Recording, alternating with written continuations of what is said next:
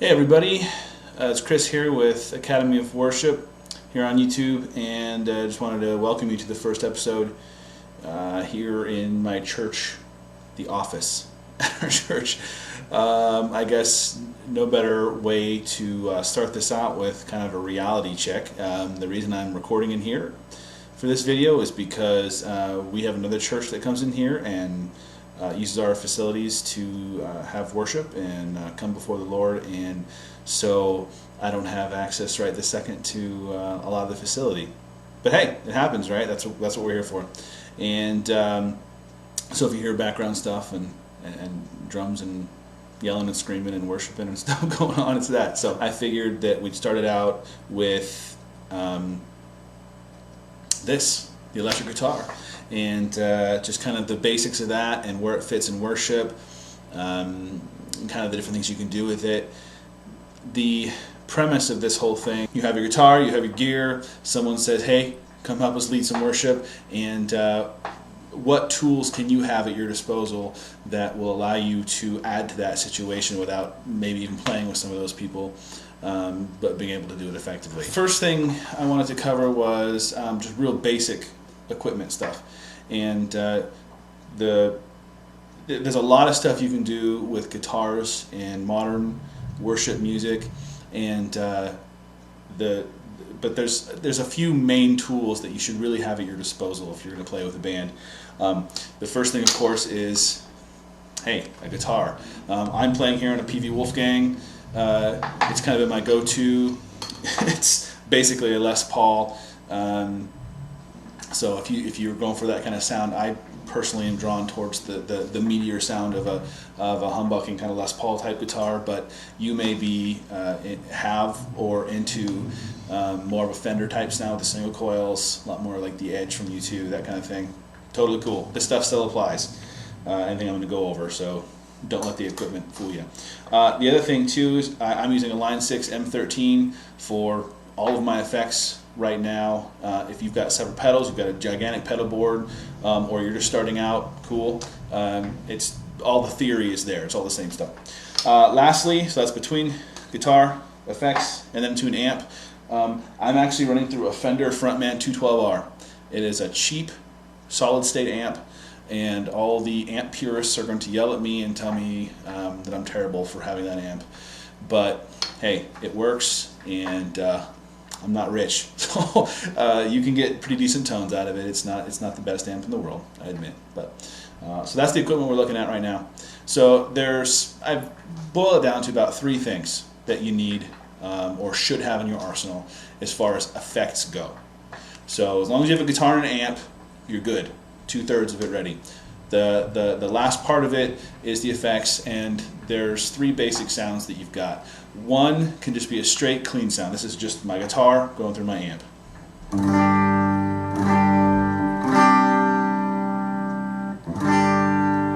So a real basic guitar sound, nothing too special about that. The next step in a sound that you should have is like an overdrive. A lot of guys will have an A, B, C kind of overdrive, clean, mildly distorted, really, good distorted, more for like the heavier rock stuff, or more aggressive rock, I should say.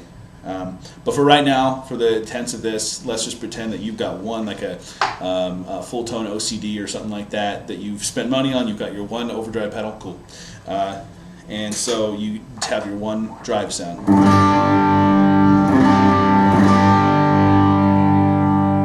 Again, real basic sound. So that's sound number 2. And then the third thing you should probably have in your arsenal is some sort of delay pedal. And I think that anything that has a tap delay on it is probably the best choice, just because it's more versatile that way. If you don't have access to that, cool, you can still utilize a lot of the stuff I'm going to talk about. But for the purposes of this video, a delay pedal with a tap tempo capability would be ideal. So I'll just cut out my overdrive, back to a basic guitar sound. Here's a basic, it's quarter note, set to quarter note delay, so it's... There's one more thing you might want to have in your rig, and that's a volume pedal. You can take it or leave it. There's ways of doing it. You can do it with this volume knob, some of the things you can do with a volume pedal.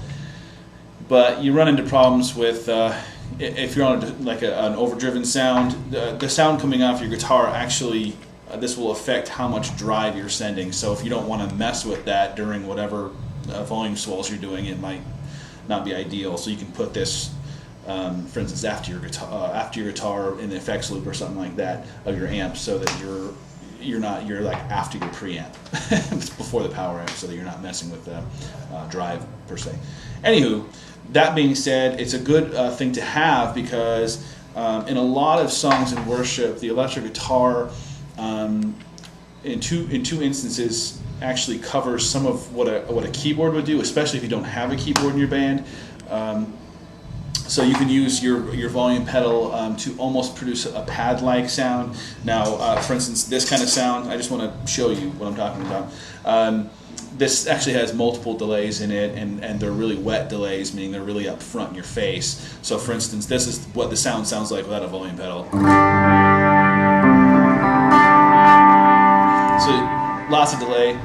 You can hear the tail still going. So it's really kind of washy sounding. And the reason I have it like that is because when you add a volume pedal to it, you get this sort of sound.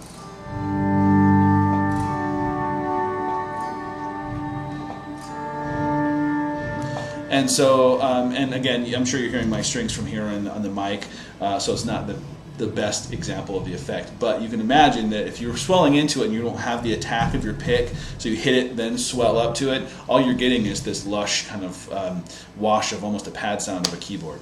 So that's a reason to have a volume pedal in your arsenal. I wanted to kind of get into the realm of how do you use this stuff? Where do you put it? What are some... I told you I wasn't going to teach any specific licks, but I want to teach you some things that you can use all over the guitar that actually fits almost in every type of music and allows you as an electric guitar player to sit in kind of the area that you're supposed to sit in the music. Think about your band like a stereo, like your stereo's EQ section. So you want to kind of fit instruments in bands, if you will. And the electric guitar generally sits in the high mid-range area, because you've got your acoustic guitar, which is sort of in the middle, and then keyboard and electric guitar can kind of swap back and forth between highs and high mid area, depending on what part they're playing. And then the bass, of course, is down low, and the drums kind of sit in the mid, low, mid, and low, and kind of all over the place. Cymbals are up high, so they generally cover everything. But you as an electric guitar player don't want to be doing the exact same thing, for instance, the acoustic guitar player is doing, if you've got one, because it just sounds kind of overdone. Now, don't get me wrong, there are times in music, in worship music, where, for instance, if a song at a specific part just needs to drive and just be big and kind of rock and bold, sometimes you as an electric guitar player just add tone to that or meat to that. So for instance, if you've got a acoustic guitar player just kind of rocking on it, we're basic chords, G, C, D, right? So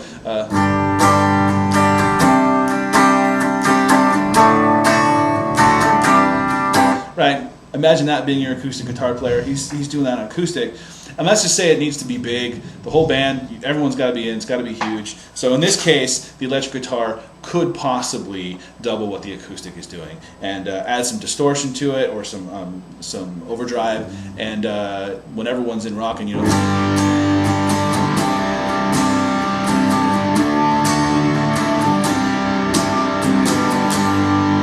right. So I mean, there are times when that is appropriate, but generally speaking, you're going to be doing other things on top of that.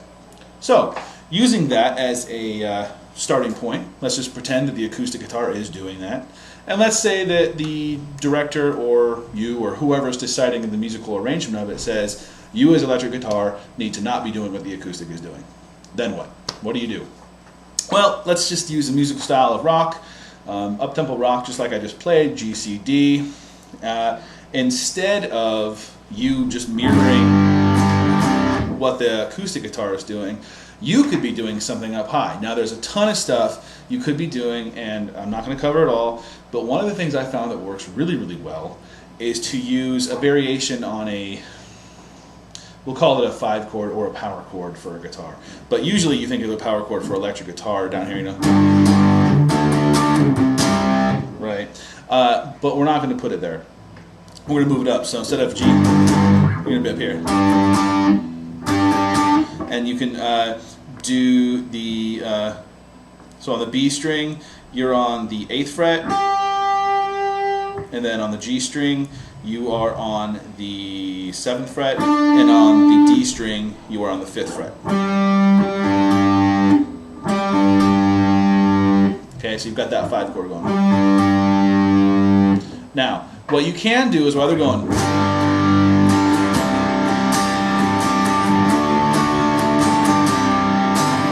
right, you can be up here on that chord going.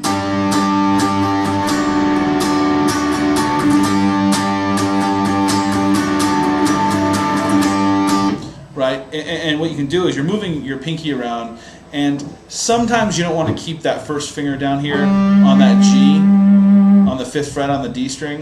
Sometimes you don't want all 3 of those. Just use the B and the G strings.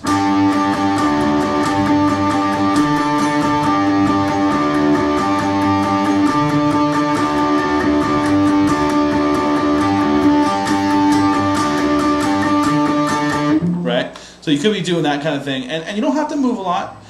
That adds a surprising amount of depth to what's going on in the music. So while the acoustic guitar is kind of down here doing his thing, if you're up there doing that, you'd be surprised at how much ground that covers in the music. So you can use that pattern anywhere. So for instance, here's G, right? But if they were an A, you just move it up a step, right?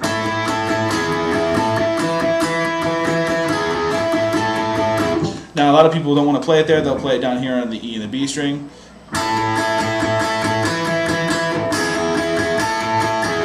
But I find that one, it's a little thin sounding, so I warm it up by moving it into the thicker strings in A. And two, it allows me to, instead of going, and then kind of that weird stretch, you have a, so it's a little easier to play as well. So that's just one variation on how to do a 2-note thing on the electric guitar. Add the dotted 8th into it, tap to tempo, right? We add in our dotted 8th, and you get this.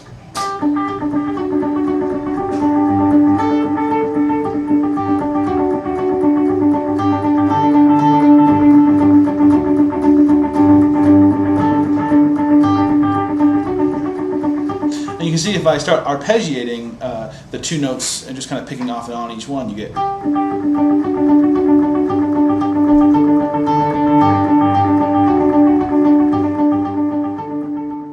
And all I'm doing is picking 8th notes.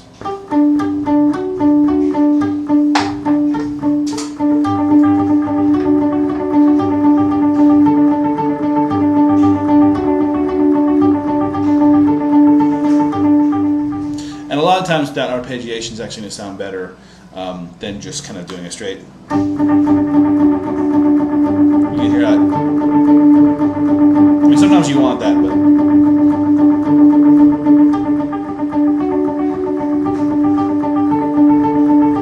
So that's one thing you can do with a delay as well, and I use that a lot. In fact, in a lot of faster songs, I'll use that. If I can't find a place for my guitar to do stuff, like if the acoustic's just kind of doing its thing and it's a faster song, especially if you're playing with a click or a really good drummer that can keep a good tempo, a tap tempo 1/4 or 8th note delay works really, really good.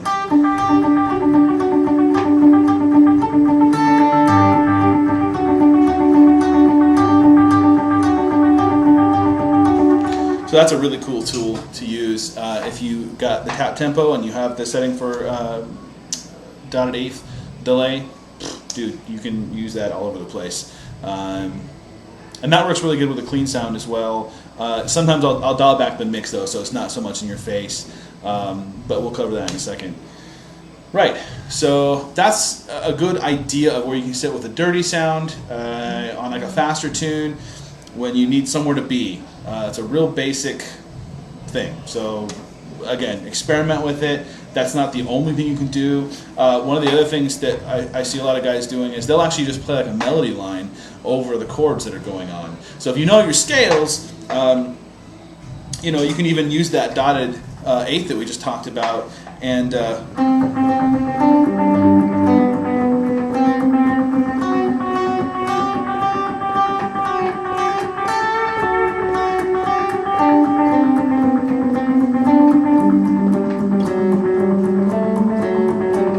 whatever.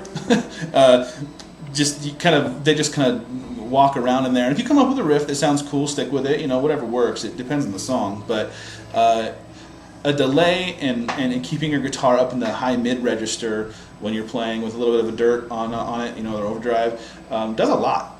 You'd be surprised. Try it when you're the band if you have never done it before. Also, if you've got other ideas that I didn't cover, please comment. This is a collaborative effort. I by no means, of course, know all this stuff or every single way you can do it, but that seems to work really, really good. And variations on that theme works really, really good. So there you have it. There's some stuff you can use when you're playing a fast song. Cool. Okay, let's talk about a clean sound here.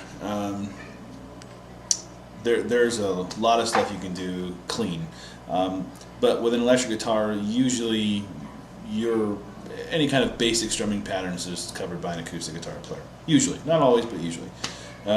So that means where do you fit as the electric part? And we were talking about the ranges where you kind of sit. So one of the things I like to do, and I found that works really well, especially if, again, the acoustic parts guitar parts are covered, is I like to find a decent clean sound. So essentially you're going to take your clean amp sound. I add a compressor to it. Now that's not one of the effects that we talked about having as like your go-to Swiss Army knife of sounds, but I find that on a clean sound I like to keep one on because it evens out pick attack. It's a subtle compressor. In fact it's a tube compressor that I've got on here, so it's real warm. I was talking about this amp's a cheap amp. I like to add it to warm it up a little bit, give it a little bit of grit to where it sounds more tubey.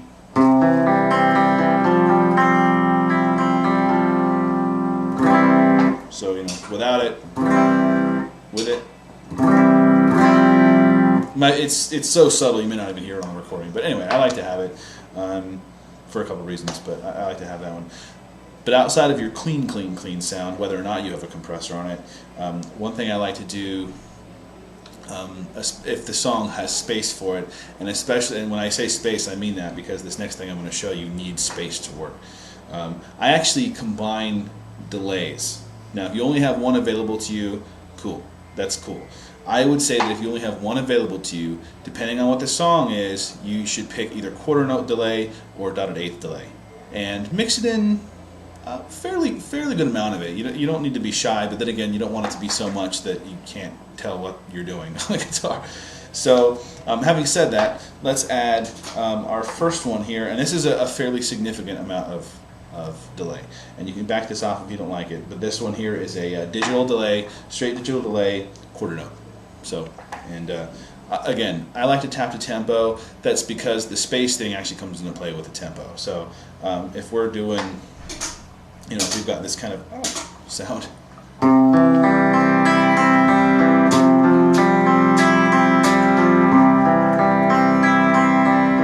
add in the quarter.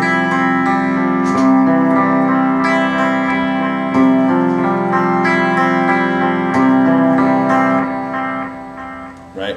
So the space thing comes into play because you don't always just kind of arpeggiate a chord that the acoustic guitar is probably strumming on. What I like to do is I like to just outline a chord and let it hang out there and let the delay do its job. So a lot of times I'll just do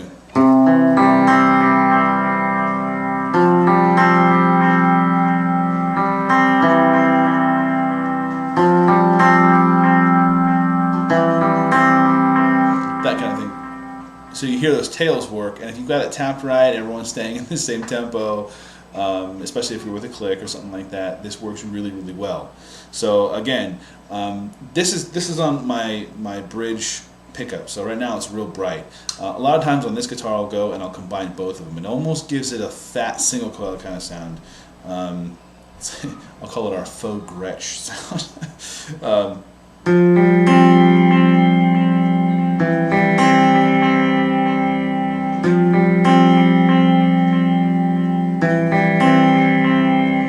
So it kind of warms it up, and with that compressor and everything else, I like the sound of it. On my guitar, your results may differ.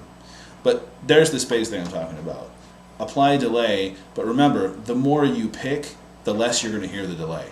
So if I continue to pick, you know,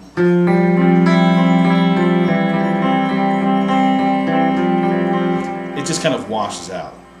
But if you let it sit there and let it do its job,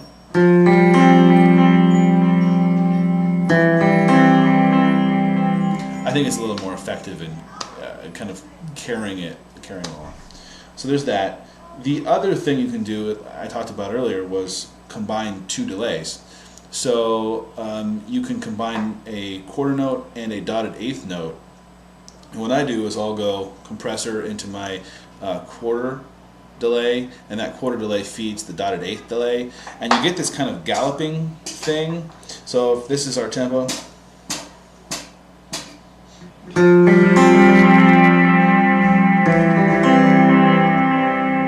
so here's what it sounds like.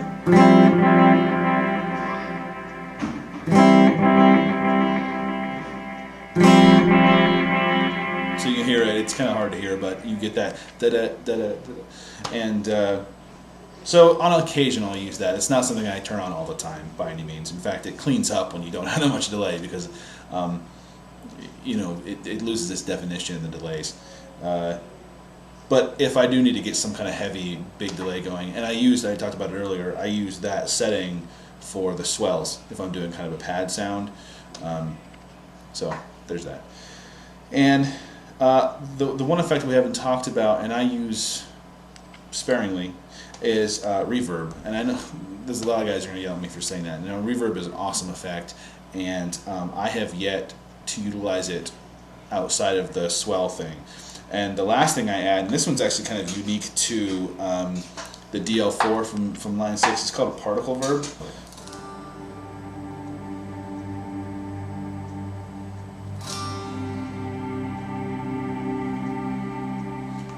So that's a particle verb. But what I do is I use a much more subtle setting, and I put it after all my delays, so my delays feed that, and then the particle verb kind of opens up and really washes it out. Now again, I use that purely for pad sounds, stuff like that, so 2 delays going into that particle verb, it's just really washy and crazy. But if you're looking for something that's a little more defined, that first way I was showing you, either with a quarter or a dotted eighth by itself, sounds really good. So here's the quarter.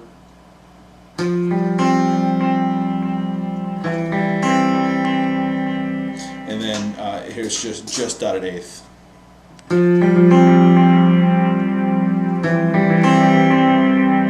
Now the dotted eighth one is really good to add to a clean sound, like I was talking about earlier again, because it actually sort of falls after your pick attack. So instead of it doing exactly what you did, which the quarter note one does, if you're tapped into a quarter delay, you know, right? You're just going to do that over and over again. If you put on an eighth dotted eighth note, it actually kind of sounds in between like a piece.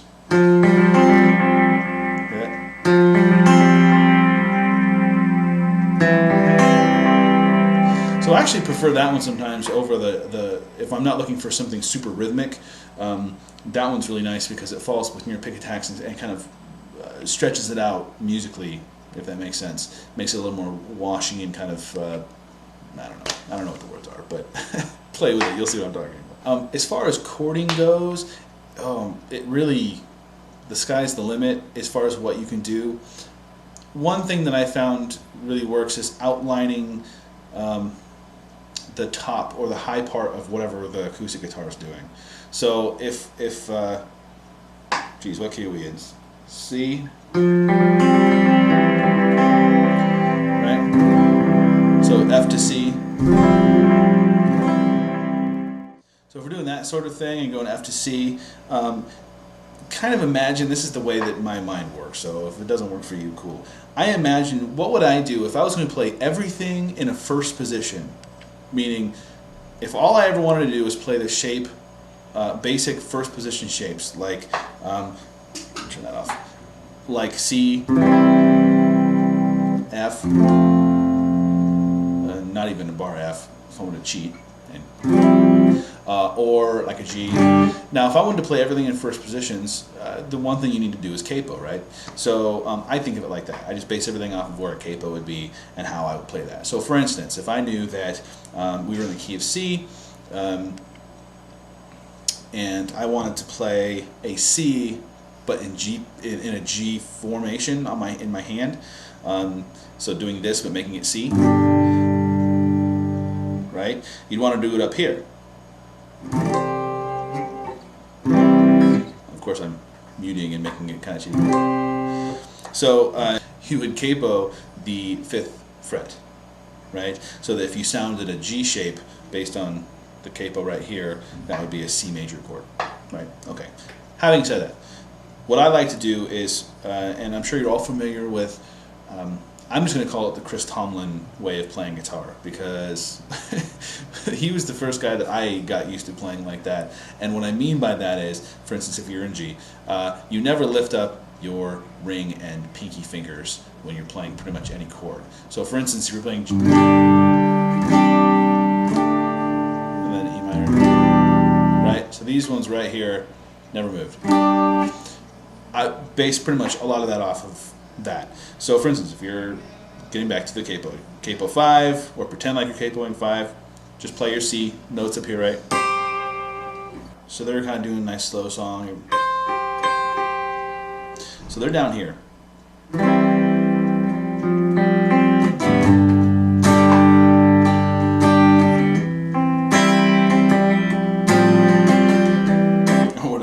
They're doing something down there in C, and your job is to fill up some stuff in the middle, right? So what I usually do, I'll toss on my compressor, I'll put on maybe that the dotted 8th delay, and I might even put on that particle verb. And what I'll do is, and make sure to tap in the tempo.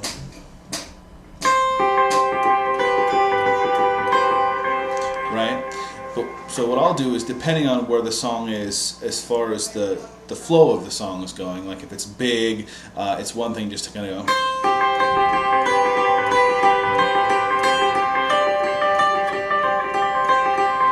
you know, something like that. But if it's during like a verse or something, I'll kick in my volume pedal and I'll just kind of fade in, like letting the delays do its thing, and maybe I'll even kick on the quarter note delay into the 8th note delay, so that you get this really big wash, right? But I'll swell into it so you don't get the pick attack. So you get,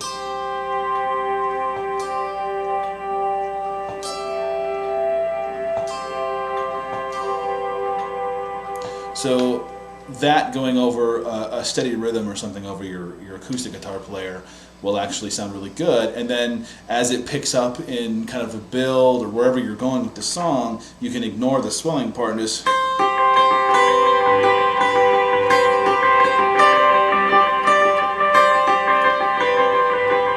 right?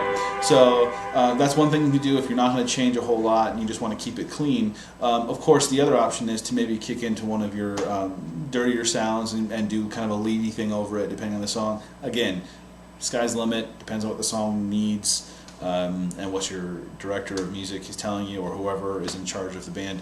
And if no one's in charge, then feel free to use any of these licks and see what works the best. So I hope that gives you a good idea. Again, this is real basic stuff. I just wanted to cover some tools that you could have in your bag and pull out if you got stuck in the middle of a van, middle of nowhere. Someone says you need to lead worship with these guys and gals, and just go. It's like, what do I do? So that's what this was designed to be. There's going to be plenty of other videos about other stuff. I may find something, I go, oh, I forgot, and I'll put in another video. But I want to give you some basic tools. So I hope that you get something out of this. Again, leave a comment if you liked something, if you have something to add.